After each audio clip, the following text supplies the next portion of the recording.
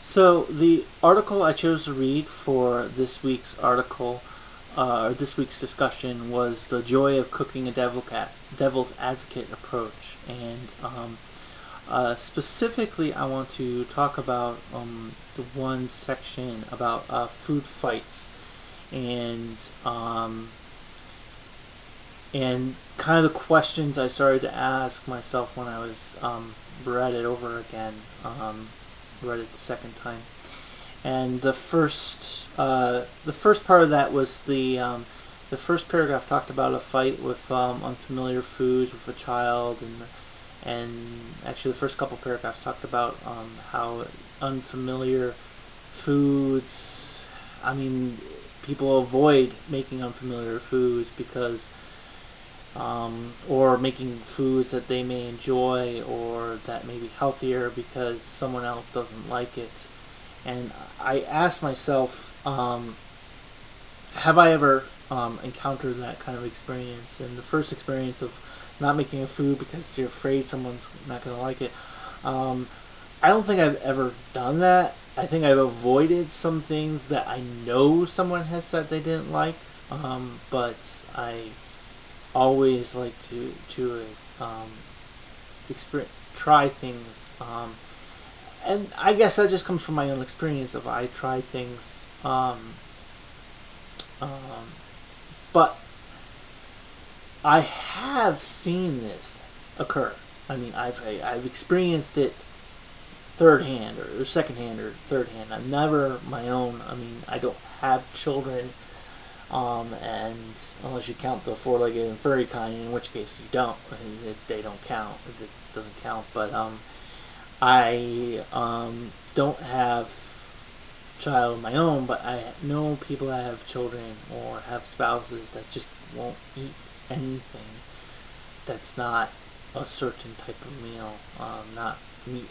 Like if they have a spouse that's not meat and potatoes, or they'll avoid fish, or they won't try a fancy side or a different vegetable because it's not, tater tots or something like that. And I get it, but I don't get it. I understand that it happens, and I understand that sometimes you just gotta get them to eat something, but I also don't understand like that because I never experienced that approach myself in firsthand. So it was hard for me to grasp grasp that idea of it, although I know it happens. The other we touched about cook around preferences, um, and I've thought is like, do I ever cook around preferences? And yes, I do. I mean, my father does not like um, uh, squash, so I will, and I can see how that can cause complexity to the meal because, well, either you don't feed him that, or you add more complexity and more time to the meal by preparing two different sides. Like, if I prepare a side with squash, well, I'll prepare another side with just regular potatoes. Um, if I have a side with sweet potatoes, I have a side with regular potatoes. If I it's it, so you're adding more to prepare for the meal, so you're adding more cost to the meal, you're adding more complexity in the meal, more time that you need to prepare for the meal, or you just don't eat the food you want to eat. For the case of that, I tend to go into the latter category, into the not the latter, the former category, and that I will actually prepare more of a meal, more to the meal, or two sides to satisfy someone's dietary choices. um, and then I believe there was another part of that section that talked about how even extensive prep work during the weekends doesn't alleviate the stress. And I get that. I understand that because I've seen that happen, but not quite in the way in the article. In the way in the article, they were still stressed because it still took too long, even though they were prepping everything ahead of time and using the culinary term mise en place, getting everything prepped ahead of time. And it was still taking hour or so to prepare the meal or to bring the meal all together. I get the kind of stress of we'll do prep ahead of time, and I've experienced this stress because we'll do the prep ahead of time, and most likely we'll do the prep to do a crock pot meal or to prepare the meal, freeze it, and then we have to pull out and thaw it and cook it later. And the stress that occurs for mine is not that, oh, now it's still taking too long to make the meal.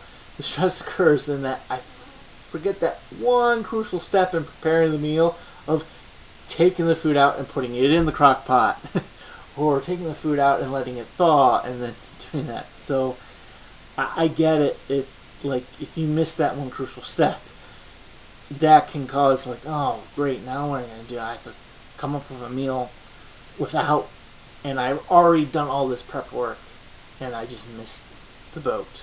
So all in all, I gotta say that the article actually made me really think and realize how lucky I am about my relationship with cooking and how I deal with it. I'm lucky I don't have a lot of people to prepare meals for over a long period of time, and I work with my significant other to create meal plans and put things together and get meal ideas together just to help us get through the week.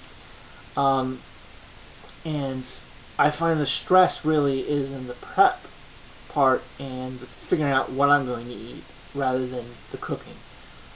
Once I'm cooking, I am not stressed at all. It's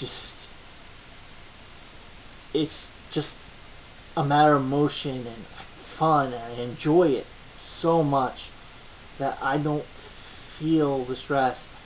There are times, yeah, I feel pressure, if I have friends over or if I'm cooking a big meal for a large group. I kind of feel the pressure a little bit. To make sure I get it out in time and everything comes out at the right time, but I don't feel so stressed because I'm still enjoying cooking and I still see the results at the end.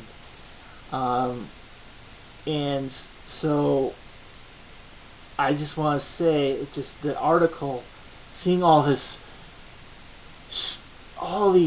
like stressors and the lack of joy of cooking in the kitchen, and cooking your own meals. I get it, I see it, but I really do find myself so lucky that I don't have to experience that, and that I find such calming and joy in cooking that I don't, like, once I figure out what I need, what I'm going to make, which is the stressful part for me, it's calm, it's fun, it's enjoyable. So I sympathize with them, but I but I also count myself very, very lucky in my own relationship with cooking.